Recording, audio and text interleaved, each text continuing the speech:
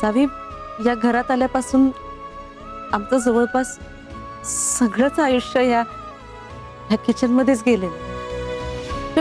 लग्न होऊन सुना म्हणून या घरात आलो ना, तर कर्तव्य म्हणून घरच्यांची काळजी घ्यायला हवी, त्यांना चांगलं चुंगलं करून खायला घालायला हवं म्हणून किचन मध्ये असायचो. नंतर लक्षात आलं की आमची खरी जागा इथंच आहे.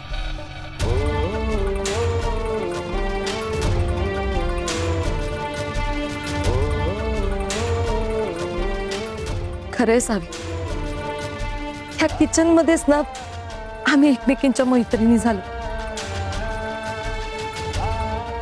एकमेकींची सुख दुःख वाटून घेतली, एकमेकींच्या डोळ्यातलं पाणी पुसलं.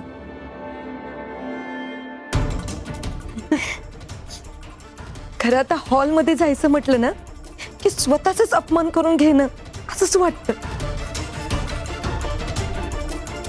आणि तुला माहितीये, त्या अख्ख्या घरात एक किचन म्हणजे आमच्यासाठी सगळ्यात सुरक्षित जागा आहे बघ.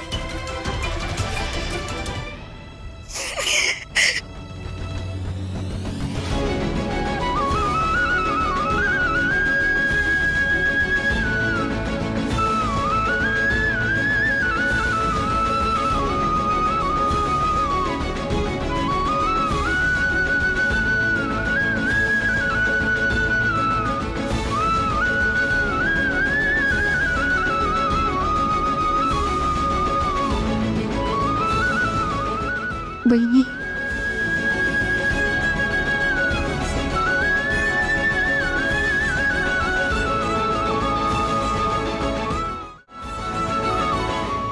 तुम्ही खरंच खूप भोगले, खूप त्रास सहन केला. खरं तर घरातली मुख्य स्त्री जर खमकी असेल ना, तर घरातल्या पुरुषांची हिंमत होत नाही तिथल्या सुनांवर हात उचलण्याची. पण इथं तर दामिनी मॅडमनीच तुमचा तऱ्हेतऱ्हेनं छळ केला, आणि याची शिक्षा त्यांना मिळायलाच पाहिजे.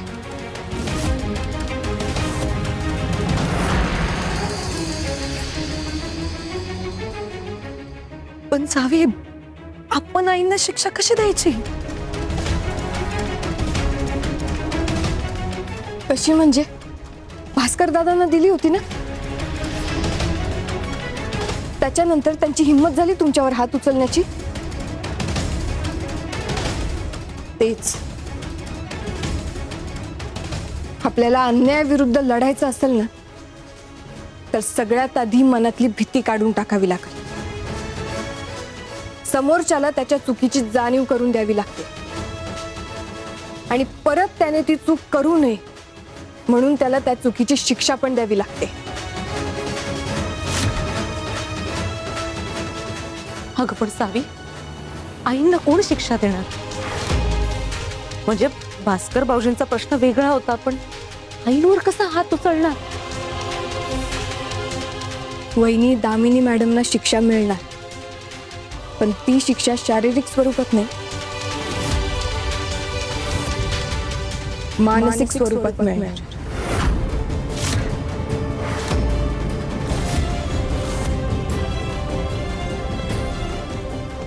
वहिनी, आतापर्यंत आपण त्यांच्या विरोधात जेवढे काही पुरावे मिळवले होते, दामिनी मॅडमनी ते सगळे नष्ट केले.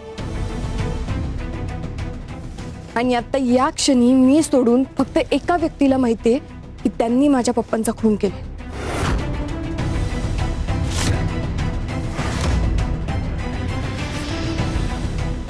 आणि ती व्यक्ती दुसरी तिसरी कुणी नसून स्वतः दामिनी मॅडम.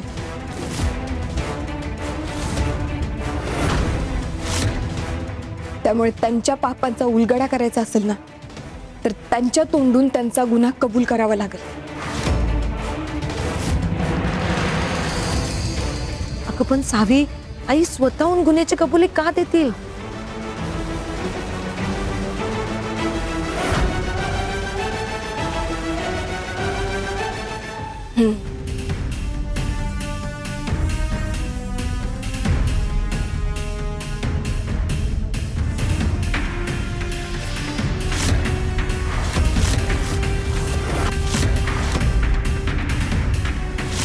वहिनी चावी, खूप प्रश्न पडतात ना तुम्हाला? बऱ्या बोलानं सांगा, तुम्ही माझी साथ देणार आहात का नाही? नाहीतर इथंच मारून टाकते तुम्हाला. बोला.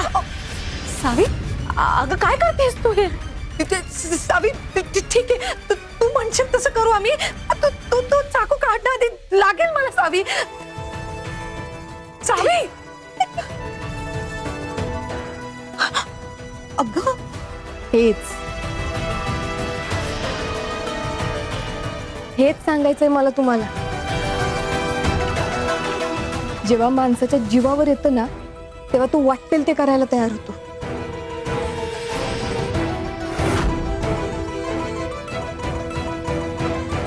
हो, पण आता नक्की करायचंय काय?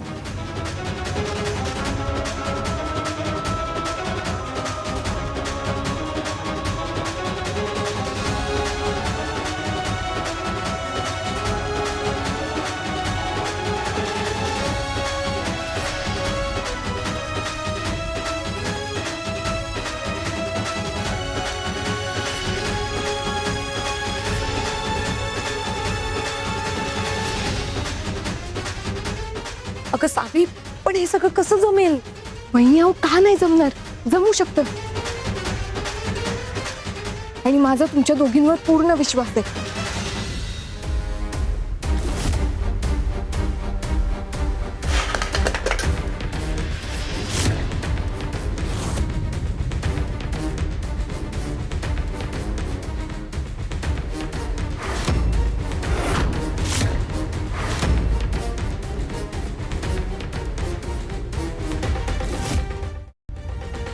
आता कोण आलं? सावी, इरा इथे. इरा,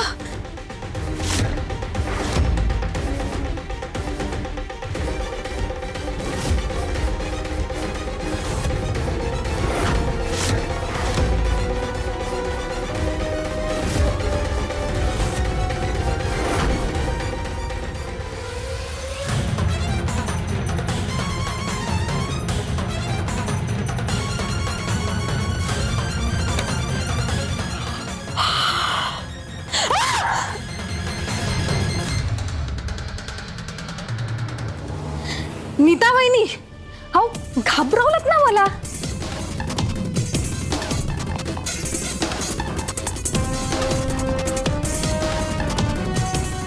हे घे.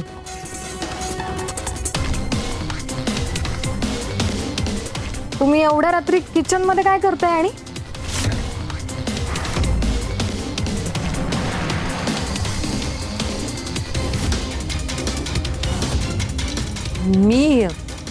मी पण पाणी घ्यायला आले होते. ठीक आहे.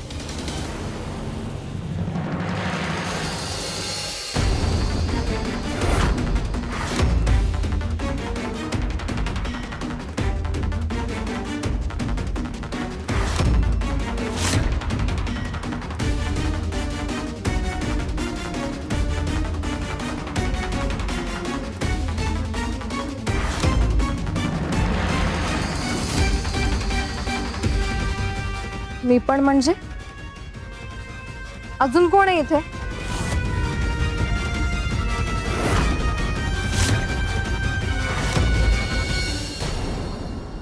इरा, अजून कोण असणार इथं? जशी तू पाणी घ्यायला आली होतीस तशी मी सुद्धा पाणी घ्यायला आले होते. नक्की का? पण मला असं का वाटतंय तुम्ही नक्कीच काहीतरी लपवताय माझ्यापासून.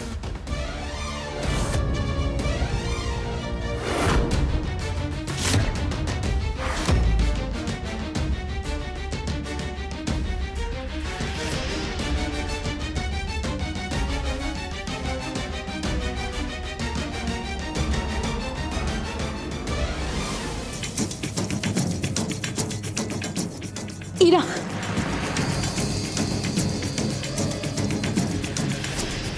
काय चाललंय ग तुझं? उगीच एवढ्या रात्रीचे किचन मध्ये खडखड करू नकोस. कुणी उठलं ना तर मला ओरडतील. आणि तुला कळत नाही का ग जरा सुद्धा? हे असं जे मूर्खासारखं वागतेस ना, म्हणून भाऊजी तुझ्यावर चिडतात. जा बरं आता इथून. पण वहिनी तुम्ही अगं ऐक, तू जाणार आहेस की धैर्य भाऊजींना बोलू? धैर्य भाऊजी जाते, मग जा.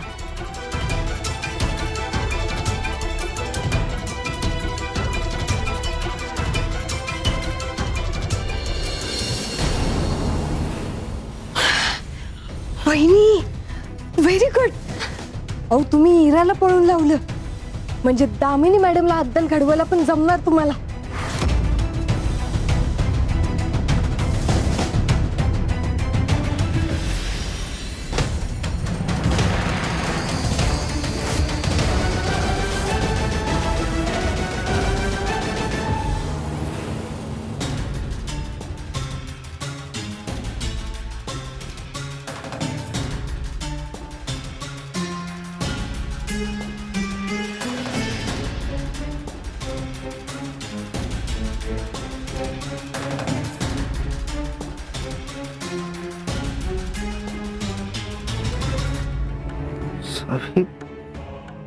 सावी कुठे गेली आता?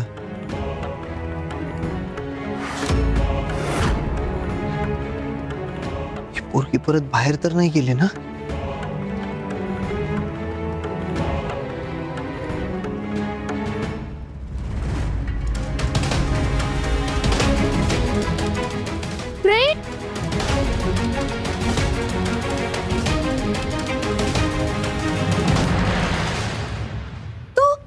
एवढ्या रात्री कुठे चालला?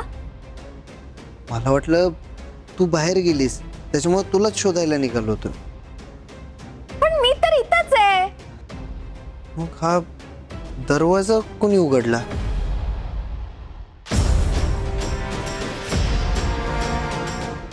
ते पाणी संपलं होतं ना, मम्मी पाणी आणायला गेली होती. अच्छा. आणि मग वॉशरूमला गेली. चल आपण झोपूयात. चल. हो, मी दरवाजा बंद करतो. हा,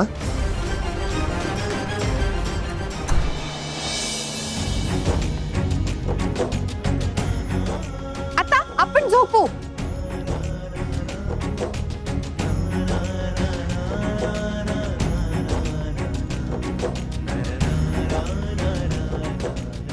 आता मी इथंच झोपणार, इथून कुठंच नाही जाणार. तू पण इथंच झोप. हा, हो. Good night.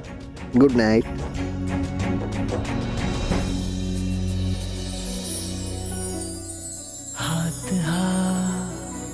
हाती दे सखे जवळ तुझ्या राहू दे,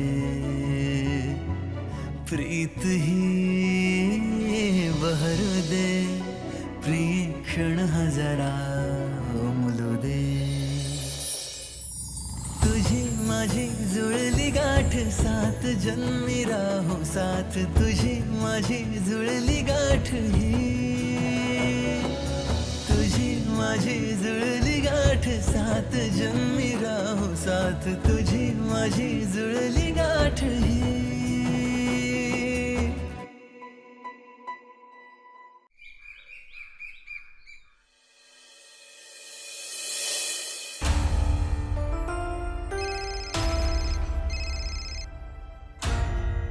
हा डॉक्टर साहेब, बोला की. सर, सावी मॅडमांच्या ब्लड टेस्टचे रिपोर्ट आलेत. काही सिरियस नाही आहे ना? तुम्ही क्लिनिकमध्ये आलात तर बरं होईल. काही गोष्टी समोरासमोर बसून बोलता येतील. ठीक आहे, मी लगेच येतो. वहिनी, मी येतो. थांबा, चहा तर घ्या. नाही, नको वहिनी, मला ऑलरेडी लय लेट झाले. आता डॉक्टरांचाच फोन होता, त्यांनी बोलवलंय मला. आणि माझी गाडी सर्व्हिसिंगला टाकली आहे, ती पिक करून पुढे इन्स्टिट्यूटला सुद्धा जायचं आहे मला. मी येतो. अरे धैर्य, मी आपल्या स्टील प्लांटलाच निघाले. माझ्या 2-3 मीटिंग्स आहेत तिकडे. मग मी तुला वाटेत सोडू शकते, त्याच वेळी जाणार आहे मी. चालेल की, सावी, आम्ही आता ऑफिसला निघालोय, त्यामुळं मला न सांगता अजिबात बाहेर निघायचं नाही. वहिनी, जरा लक्ष ठेवा. हो भाऊजी, आम्ही आहोत. फ्रेंड, तू तू परत कधी येणार? परत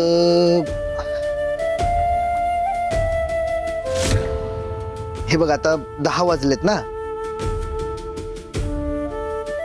मग मी 4 वाजेपर्यंत परत येतो. म्हणजे तुला मोजून 6 तास माझी वाट बघायला लागणार आहे.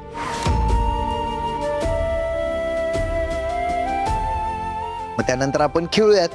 हा, पण हा, मी परत येईपर्यंत नो धिंगाणा, नो मस्ती. ओके? येतो हा मी. फ्रेंड, नाही, तू तू नाही जायचं. आता काय झालं? तू एक गोष्ट विसरतोयस. कुठली?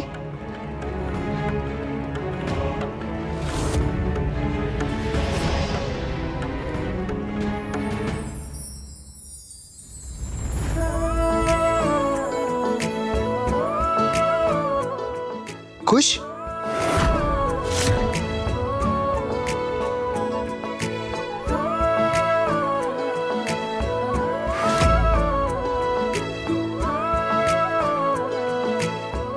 आता खुश?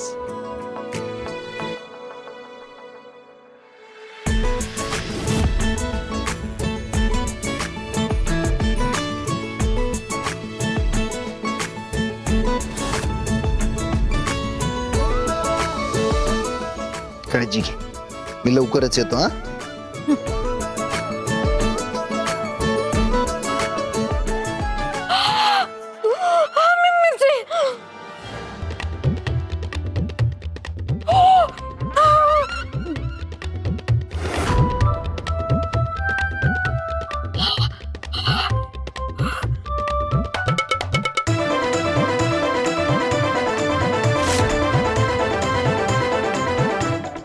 इरा, काय झालं ग? तिखट लागले काय? अगं पण पोहे तर तिखट नव्हते. काही झोंबलंय का?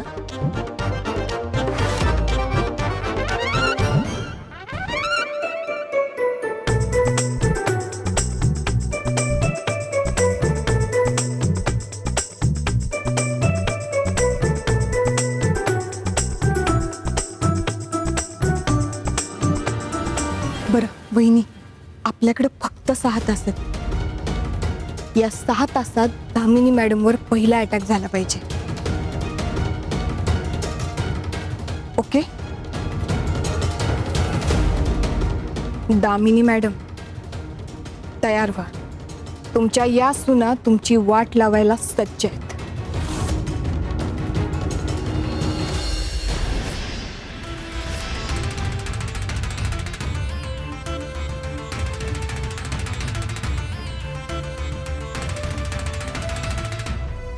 सावी, अगं आपण इथं लपून बसलोय खरं, पण पण आईंनी चुकून माकून का होईना पण आपल्याला पाहिलं तर ग. वहिनी, तुम्ही काळजी करू नका. असं कसं दामिनी मॅडम आपल्याला बघतील? अहो, त्यांनी बघू नये म्हणूनच तर आपण परागच्या मित्राच्या गाडीत लपून बसलोय. तुम्ही टेन्शन घेऊ नका, काही होणार नाही. अनोळखी गाडी म्हणून त्यांचं लक्ष नाही जाणार आपल्याकडे. हॅलो, तुम्ही रेडी आहात ना? हो. गुड. दामिनी मॅडम कधीही बाहेर येतील आणि जशा त्या बाहेर आल्या की आपला प्लॅन सुरू करायचा. ओके? अगं पण सावी, नाही, आता माघार घ्यायची नाही. काही वाटेल ते झालं तरी आज काम पूर्ण करायचं. All the best.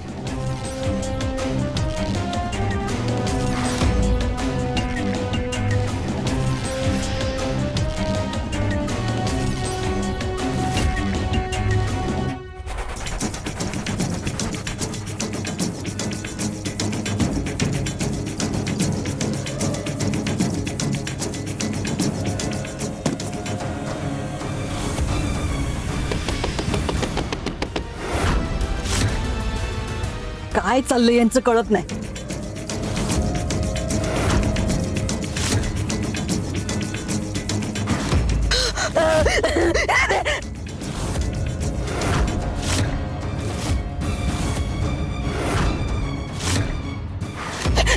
नाही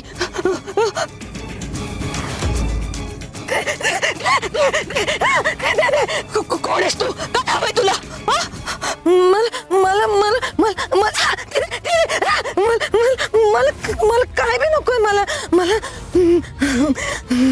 मी तुला सावध करायला आलीये. तुझा खेळ संपला.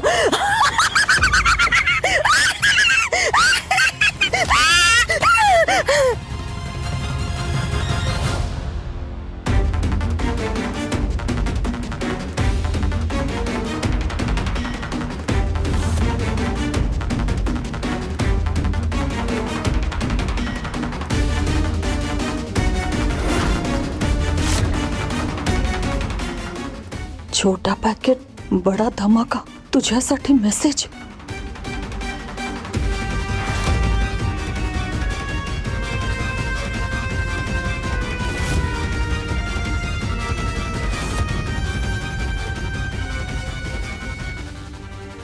दामिनी मुजुमदार,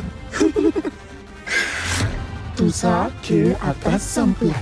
तुला काय वाटलं गाडी स्क्रॅप मध्ये टाकली म्हणजे तू सुटलीस? लवकरच तुझा गुन्हा जगासमोर येणार आणि तू तू पकडली जाणार.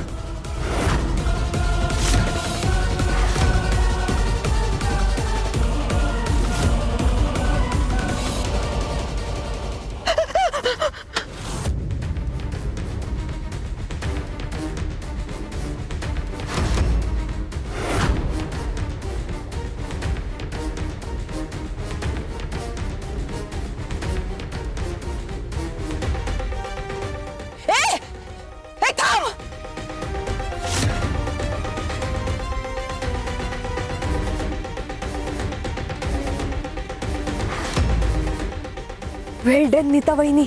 हो जमलं की तुम्हाला?